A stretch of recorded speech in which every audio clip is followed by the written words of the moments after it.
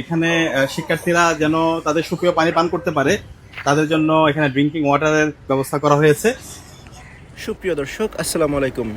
ঢাকা বিশ্ববিদ্যালয়ের ডাকসু থেকে নতুন একটি ইকো ফ্রেন্ডলি বাস কিন্তু নামানো হয়েছে। তবে এই বাসের স্পন্সর হিসেবে ছিলেন হচ্ছে আকিজ গ্রুপ। তো এই বাসটিকে কেন ইকো ফ্রেন্ডলি বলা হয় বা তার মধ্যে কি কি ফিচার রয়েছে, চলুন আমরা সেই ফিচারগুলো দেখে আসি। তো শুরুতেই যে বিষয়টি কথা বলবো সেটি হচ্ছে ভারতীয় অশোক লেল্যান্ড চেসিসের তৈরি বাসটি। আর বাসটিকে তৈরি করা হচ্ছে রাজধানীর ইফাদ মোটরসে। আর বাসের ভিতরে থাকবে হচ্ছে পানি, এমনকি হচ্ছে অগ্নি নির্বাপন যন্ত্র, এমনটাই কিন্তু আমরা দেখেছি। আর যেগুলোর জন্যই কিন্তু বাসটিকে বলা হলো ইকো ফ্রেন্ডলি বাস।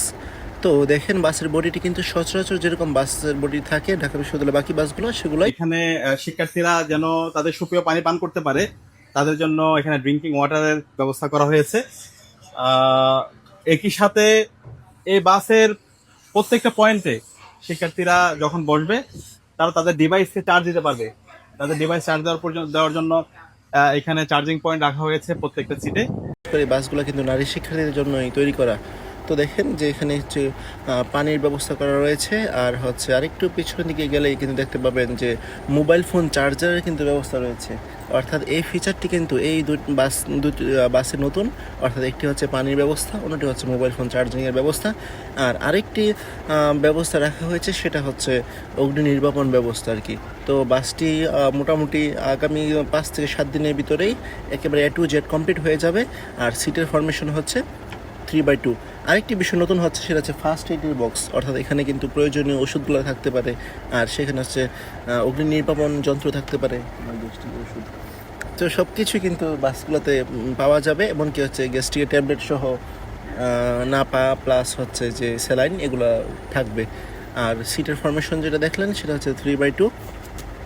আর চেসিস ভারতীয় অশোক লেল্যান্ড, আর বডি প্রস্তুতকারক হচ্ছে ইফাদ মোটরস। আর বাসের সম্পূর্ণরূপে টাকা দিয়েছে বা স্পন্সর করেছে আকিজ গ্রুপ। আপনারা যেগুলোকে আকিজ নামে চিনে থাকেন সারা বাংলাদেশে আর কি। তো যাই হোক, বাসটি ভালো চলুক বা হচ্ছে বাসটির যে লক্ষ্য উদ্দেশ্য সেটা সফল হোক, আমরা সেই প্রত্যাশাই করি।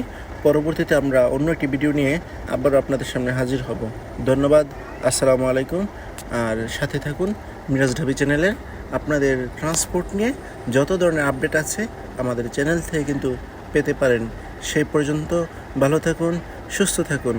আর আপনাদের কোনো মূল্যবান মতামত থাকলে বা কোন ধরনের অপারেটরের ভিডিও চাচ্ছেন সেটা চাইলে কিন্তু আপনারা আমাদের কমেন্ট বক্সে জানিয়ে দিতে পারেন। আমরা চেষ্টা করব সেই কাঙ্ক্ষিত ভিডিওটি আপনাদের সামনে তুলে ধরার। ধন্যবাদ, আসসালামু আলাইকুম।